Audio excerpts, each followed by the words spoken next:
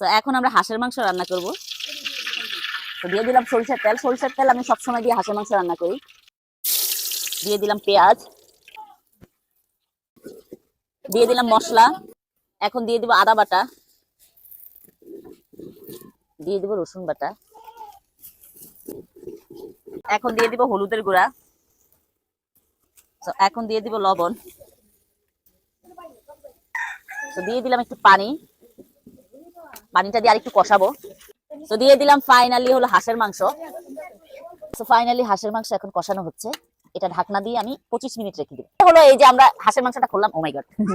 খোলার পরে এখন আমি দিয়ে দিব হলো জিরা বাটা। এই যে জিরা বাটাটা দিয়ে দিলাম। তারপর হলো দিয়ে দিব মরিচের গুঁড়া।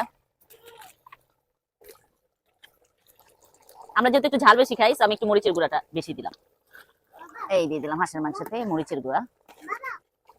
এখন দিয়ে দিচ্ছি গরম মশলা। আরো 10 মিনিট রাখতে হবে। 10 মিনিট পরে হলো আমি জাস্ট ঢাকাটা করবো আর হয়ে যাবে।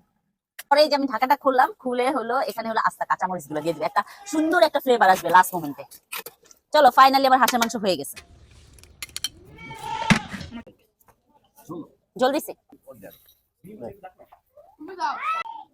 আপাকে আপনাকে বললাম আপা। আমাকে হ্যাঁ। আমি তো ভাবি হবো সম্পর্কে, কারণ আমি হলো এবারই বউ।